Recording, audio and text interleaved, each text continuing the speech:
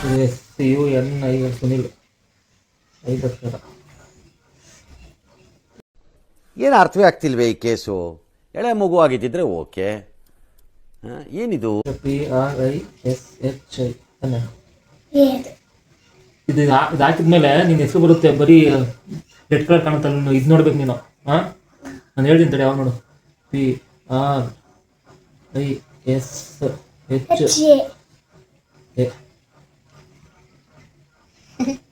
ನೋಡಿ, ಹೆಸರು ಬರುತ್ತೆ ನಿಂದು, ಕೃಷ್ಣ ಅಂತ ಕಾಣುತ್ತೆ.